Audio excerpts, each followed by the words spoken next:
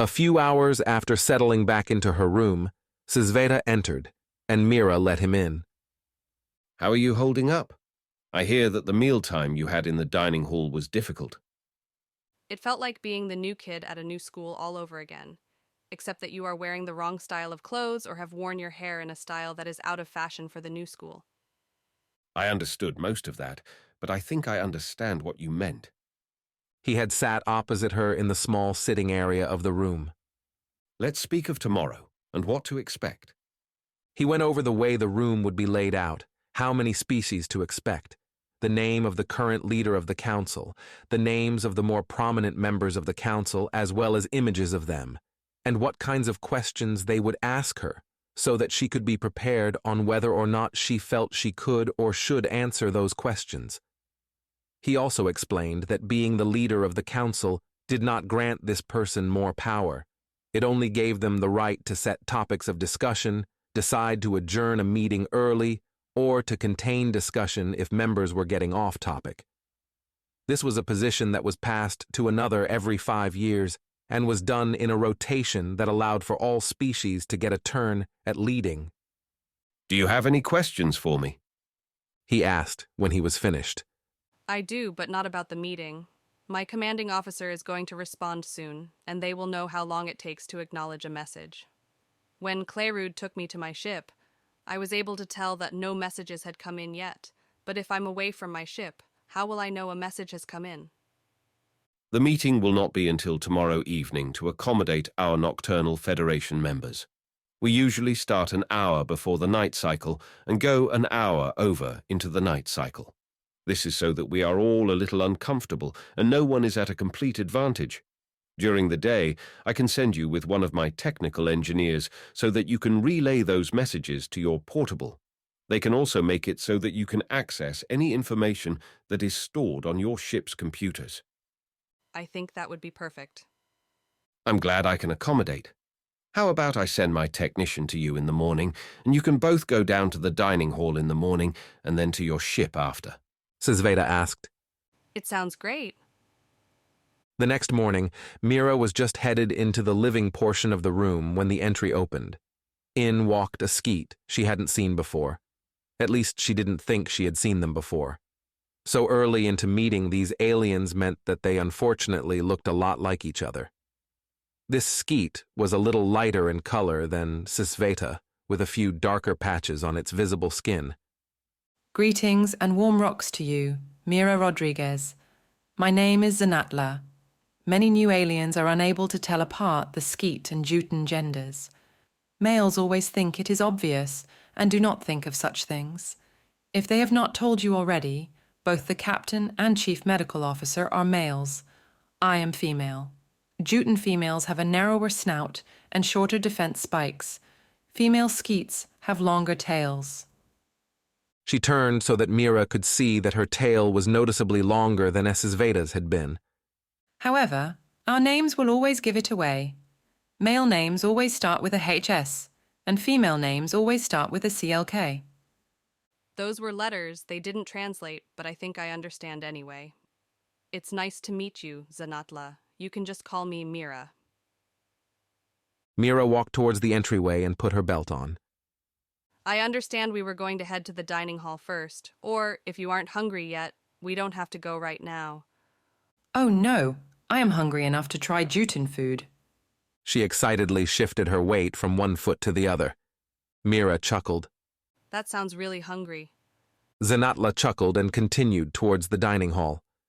As they were in line, Zanatla asked, I was told you are an omnivore. Is that correct? Yes, I understand you are an herbivore, so I'll stick to the herbivore side of the line. Do you not need meat? Yes and no. There are certain nutrients that humans need that aren't found in plants. However, if we do not want to ever eat meat for religious or personal reasons, there are dietary supplements we can take to meet those needs.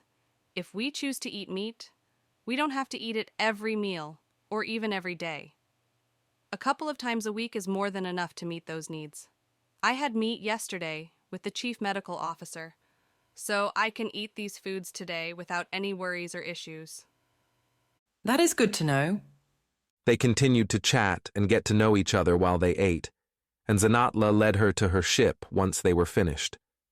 Mira learned that Zanatla had an interest in older tech, which is why Sisveta had requested her to be the one to help. Zanatla was thoroughly enjoying learning about old tech from Mira, while also teaching her how to work with some of the newer tech they had on the ship. Zanatla was fascinated by the various tools Mira used and was eager to show Mira the variations of those tools that were used now.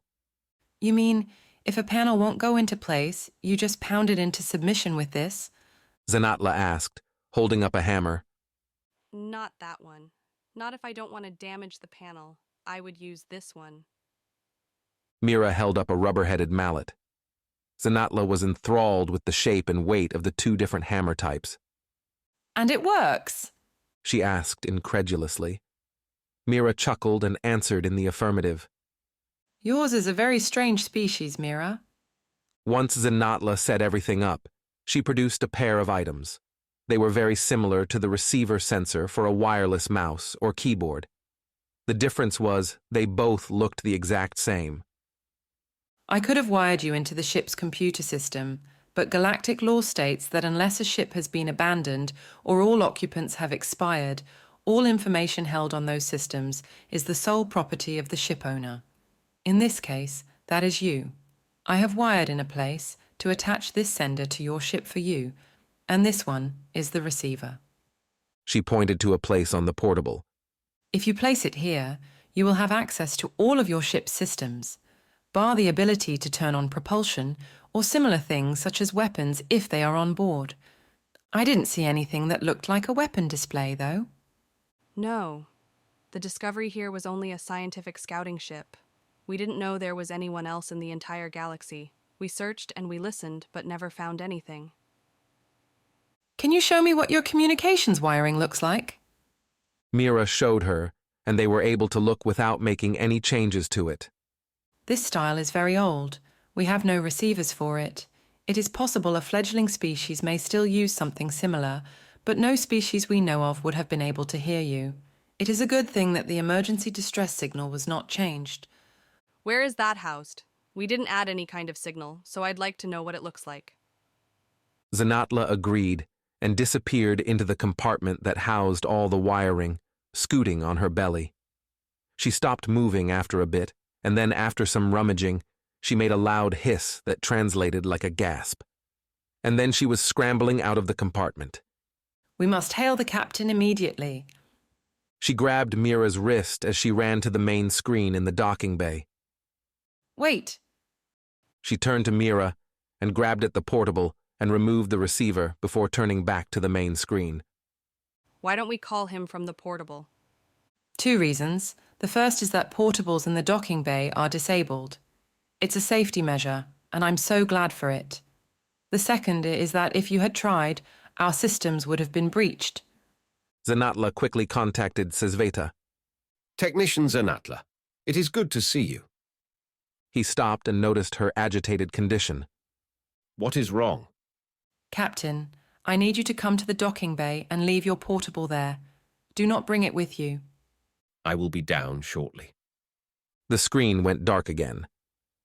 Captain Esesveda had his portable with him when he first met me. What I encountered wasn't going to be able to activate until non-human technology was introduced to it. That didn't happen until we connected your portable to your ship. Once that happened, it infected your portable, but because all portables are forced to deactivate in the docking bay as a safety precaution, it was not able to infect the rest of the computer system of the ship. She scented Mira's worry in the air. Humans would not know how to do this. We know where you were headed, and we know you didn't know where it was you were actually going. This is a known Imperia tactic. You are safe. Once Esesveta appeared, Zanatla explained what she saw. The normal device used for sending a distress signal was there, but hidden right next to it was an Imperian infection trap.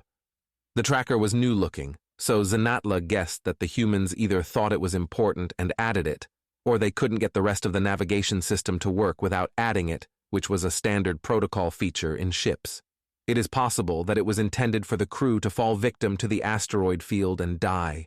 The distress beacon would go off, and due to no one left alive on the ship, The first Federation ship to encounter the human ship would end up infecting their own computers when they connected to the human ship. Or if the humans survived, it's possible the Imperians would take the humans and then set the ship adrift for some unsuspecting Federation ship to, again, collect it and infect themselves. We will need to get you a new one of these. Unfortunately, I must destroy this one. Sisveta explained, taking the portable from Mira. Zanatla, go and get the sender from the ship. It's been compromised. Any of our wires or adapters as well as the tool set you used. She raced off to do as he said. Why her tools? The trap will infect and hide out within anything that is not human tech. That reminds me, all 3 of our belts will need to be replaced. It activated only when new tech was used directly on the ship. That's why my belt was fine until I got close to your portable now. Our tools, as you saw, are not used with muscle or mechanical movement. Ours use technology to do everything your basic tools do. If I need to remove a screw, I can point a Clyek at it, press a button, and the screw will loosen until it falls into a hand or the ground. Then, the infection spreads to any other tech, regardless of whether they touch or not. The only reason this screen was not affected is because it has a special seal that keeps it separate from this room, but is still usable while in this room. A technician might be able to explain it better. We are just lucky we didn't have any other ships in this bay. If we had, they would have all had to be destroyed. Why would the infection not infect human tech? Mira asked.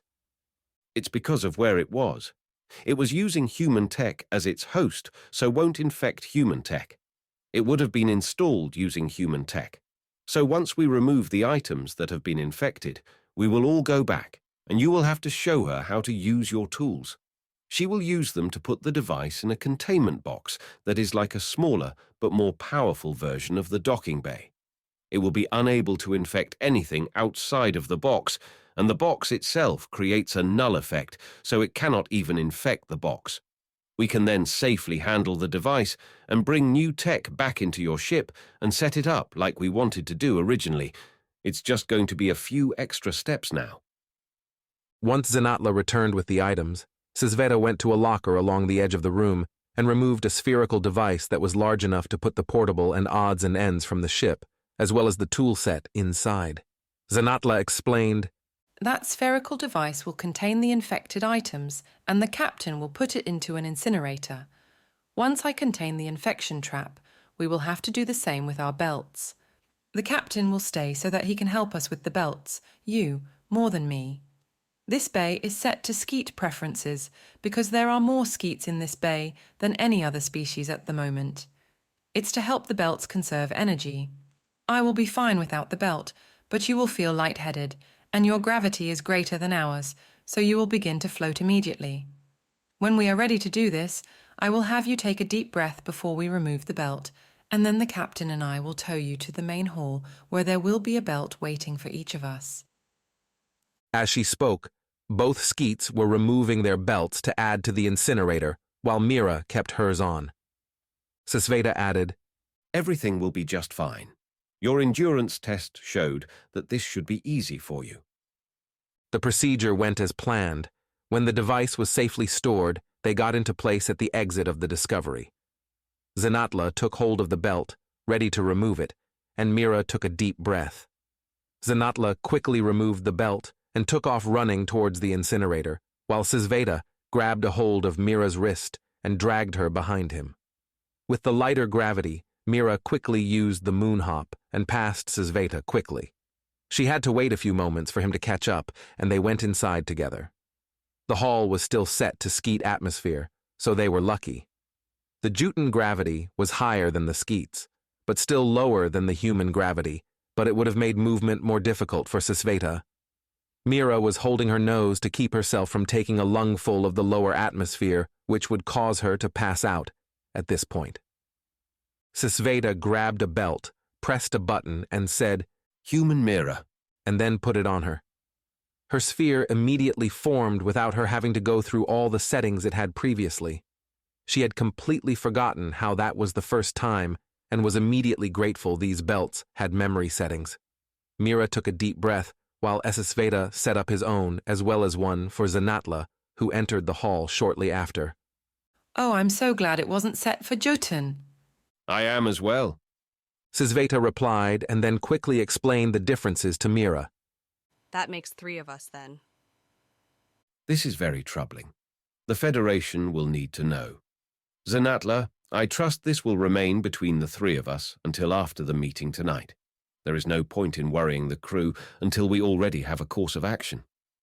Of course, Captain. Now that the ship has been detoxed from the infection, if you do not mind, I can set up everything as we were intending to, and I can bring a new receiver to Mira to connect to the new portable she will be issued.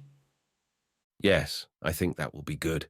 It is getting late. How about we have the evening meal, and then you both can head back to do that? There should be enough time before the meeting tonight. This was agreeable to them all, so they headed to the dining hall together. Hey everyone, hope you loved the video. Don't forget to give it a thumbs up and hit subscribe for more awesome sci-fi content. And if you're feeling generous, check out our Ko-Fi page to support the channel. Every bit helps us bring you more stories from the stars. Thanks a bunch.